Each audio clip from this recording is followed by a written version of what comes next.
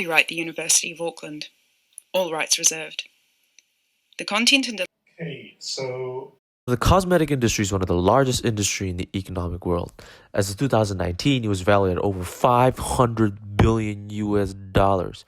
It is also one of the most polluting, with vast amounts of plastics and chemicals being produced daily on globally immense scales.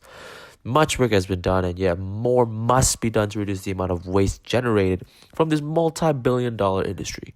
We will focus on the synthesis of an emollient ester, which is a product used in skincare, and how to reduce the waste output from a green chemistry perspective. First of all, what is green chemistry? Green chemistry can be defined as the design of chemical products or processes that reduce or eliminate the use or generation of hazardous substances. Green chemistry prioritizes ethics, non-hazardous reagents, low cost, and a high atom efficiency. Now, one might ask me, how is this ester made? And what are the problems with its synthesis anyways? Well, let me tell you. The catalyst used in producing the popular skin product is tin oxalate. The reaction shown below is showing how tin oxalate is formed. One of the ways to synthesize tin oxalate is by reacting tin chloride with oxalic acid. I'm going to show you a small experiment here. Now, 6.5 grams of hydrogen tin chloride is dissolved in 20 mils of 0.001 mole of hydrochloric acid. And we're going to heat that in argon atmosphere at 310 Kelvin. Then we're going to add 2.5 grams of oxalic acid. And we're going to stir the mixture for 2.5 hours. 2.5. The resulting tin oxalate is washed with oxygen-free water to eliminate the chloride ions and the redundant oxalic acid. And finally with dry acetone, and then dried at room temperature in a vacuum desiccator. This entire process produces roughly 6 grams of tin oxalate. Say that an industry wants to produce 25 kilograms of tin oxalate, they will require around 28 kilograms of tin chloride and about 10 kilograms of oxalic acid. The production of tin oxalate uses a huge amount of energy due to the high temperatures used in the reaction. Furthermore, this reaction yields hydrogen chloride in its gaseous state. And this is the bad stuff, because when it's inhaled inside your body, it can cause upper respiratory tract irritation, which can lead to asphyxia, meaning your body gets deprived of oxygen and you die. Right. Now, before we move on to the next part of the video, I would like to explain what is an E factor. An E factor is a measure of the mass of waste produced per mass of products formed. So the smaller number, the better it is, or rather the more green it is. All right. The traditional strategy of using tin oxalate to produce emollient ester has both pros and cons. The advantage of using it as a catalyst was that it only took 4 hours for the reaction to go to completion, forming the emollient ester that we want, and that the E factor was less than 0.1.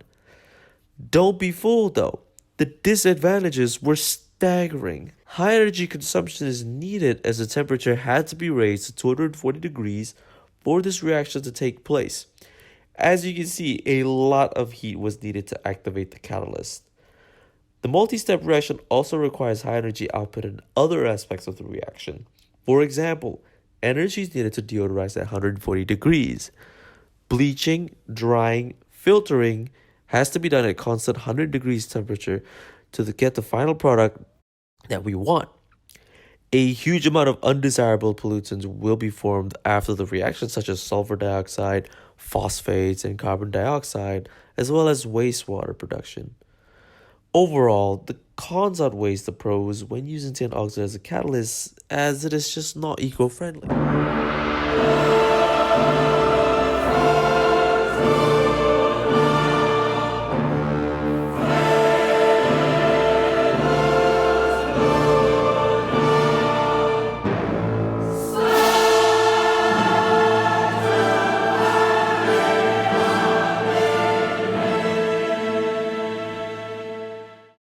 Right, so one might ask me, how are all these problems solved? Well, green chemists are the ones dreaming up of brilliant solutions to issues like these. Biocatalysis is an amazingly simple and natural way to solve many of the problems that I mentioned earlier. As opposed to regular chemical catalysts, biocatalysts are biological proteins or enzymes from microscopic organisms. They're vastly superior to chemical catalysts, as they are biodegradable, cleaner, uses less energy, and generally gives a better yield. However, there are downsides, which are their cost and ease of extractions. For this particular reaction, a molecule called Novazim 435, or in short NZ435, derived from the Candida antarctica lipase B enzyme, replaces the tin oxalate. Right, so now we're going to go into more details about how this works. The catalyst is immobilized in the reaction chamber on a packed bed. The enzymatic reaction is more direct and produces a pure product due to the selective nature of enzymes.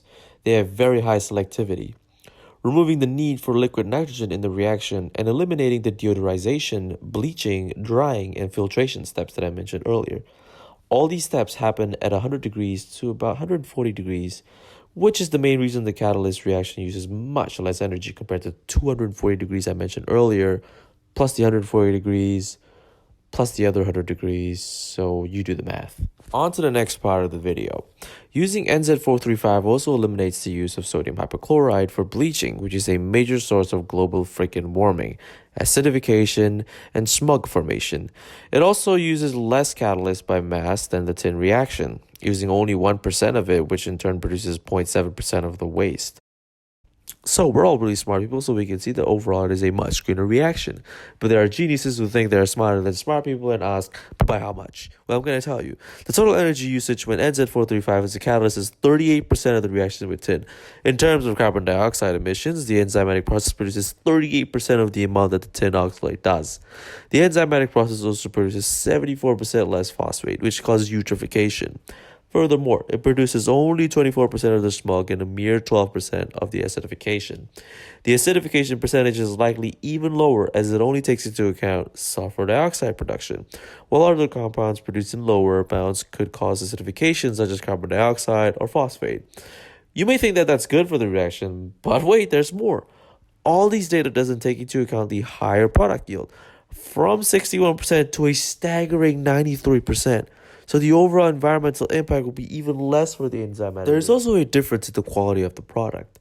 It's significantly higher for the enzymatic reaction, in part due to only having 25% of the ricinoleic acid, which is a byproduct of the reaction, and content of the active ingredient is to the 17% higher. Alright, so in conclusion, the biocatalytic approach using NZ435 derived from the Candida antarctica lipase B is considerably better option in the synthesis of emollient ester. Overall, it is a greener alternative that the cosmetic industry should become involved in and emulate in all aspects of product design and synthesis. Thank you. Please like and subscribe. Peace on the streets. And that's the end for today. Okay.